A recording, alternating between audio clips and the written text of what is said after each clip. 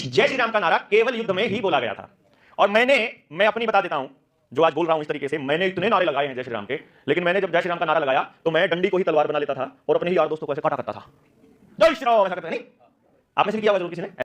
हमने देवेंद्र बल्हारा पर एक वीडियो पहले बनाई थी। तब हमने उसमें कहा था कि यह व्यक्ति सिर्फ अपने व्यक्तिगत फायदे के लिए जनता में अफवाह फैला रहा है, लेकिन शायद हम गलत थे।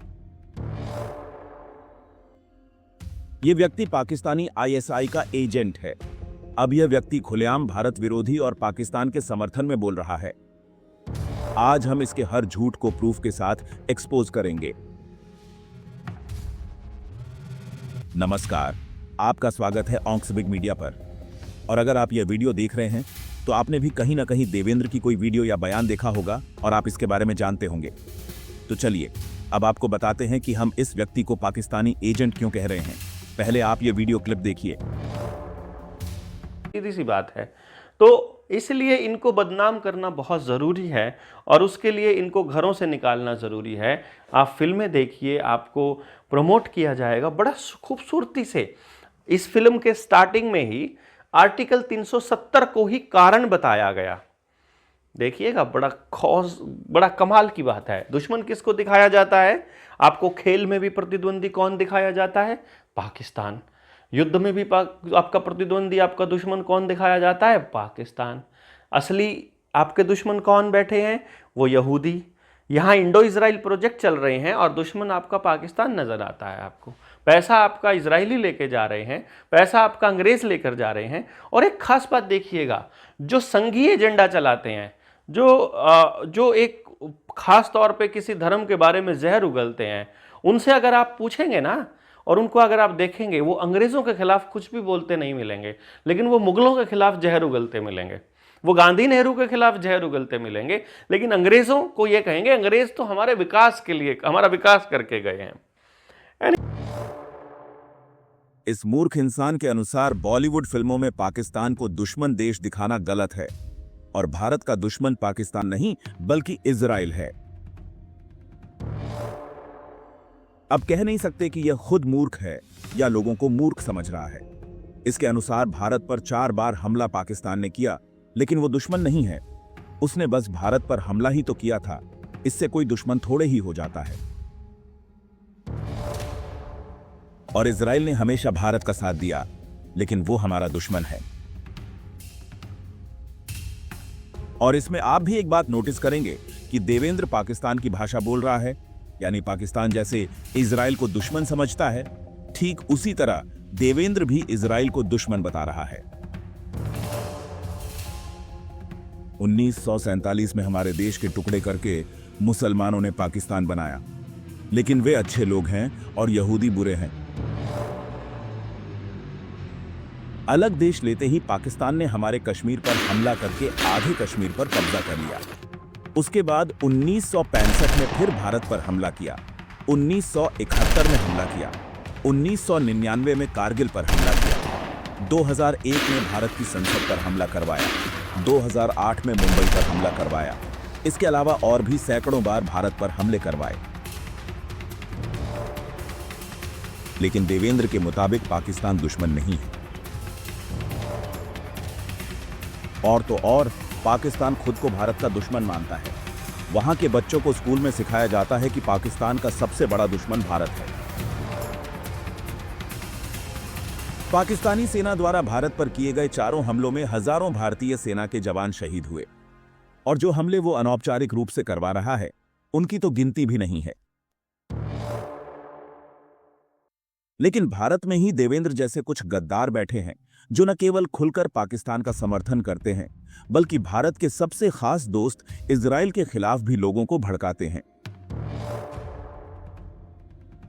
देवेंद्र बल्हारा की सैकड़ों वीडियो यूट्यूब और फेसबुक पर हैं, जिनमें वह जनता को विद्रोह करने के लिए खुलेआम भड़का रहा है। और ऐसा भी नहीं है कि वह सच बोलकर लोगों को उकसा रहा है, बल्कि वह अपनी रची हुई कहानियां सुनाकर लोगों के दिलों में भारत सरकार को लेकर आक्रोश भर रहा है।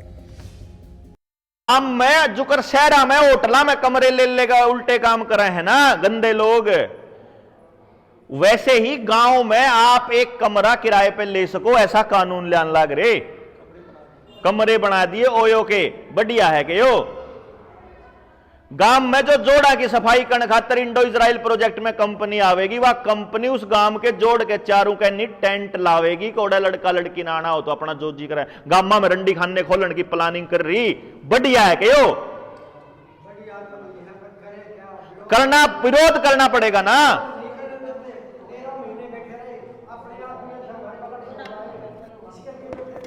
सिर्फ बैठे रहने तक काम कौन चलता हो।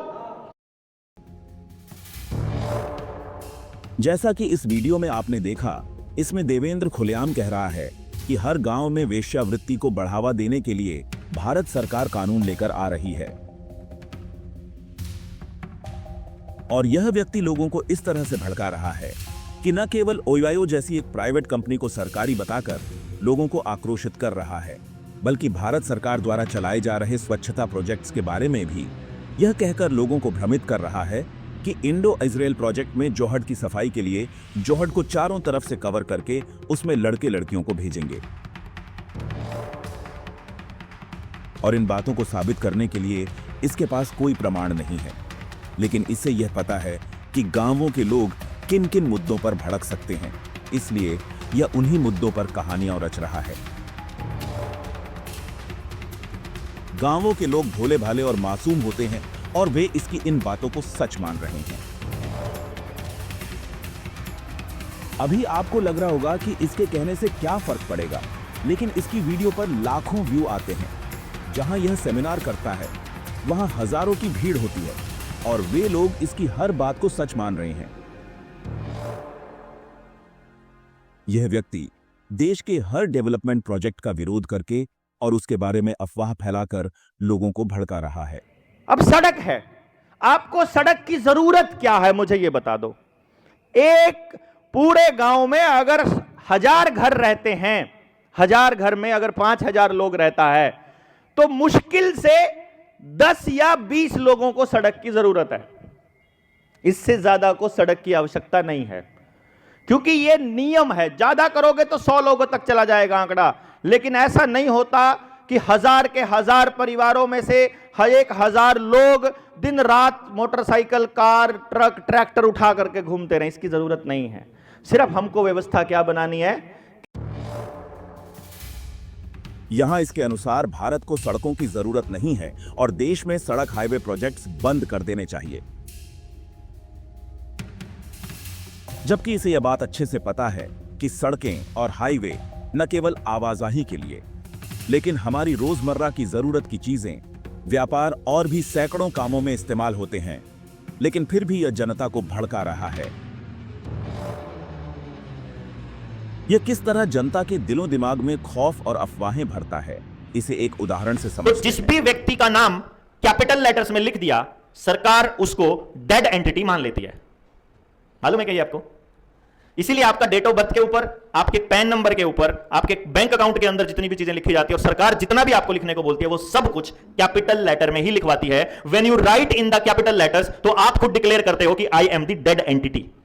आप रनिंग में लिखोगे तो आप डेड एंटिटी नहीं हो, फिर आप जिंदा इंसान हो। इसीलिए जब भी आपके सिग्नेचर करवाए जाते हैं उसके ऊपर आपका नाम कैपिटल में लिखा जाता है या उसके नीचे कैपिटल में लिखा जाता है ना। तो आपका पेन के ऊपर भी कैपिटल में लिखा होता है, बैंक का अकाउंट भी कैपिटल, बैंक अकाउंट आएगा ना आपका, बाकी सारी चीजें स्मॉल लेटर में आ जाएंगी, लेकिन नाम आपका कैपिटल में आएगा। ये कैसे होता है? इस धरती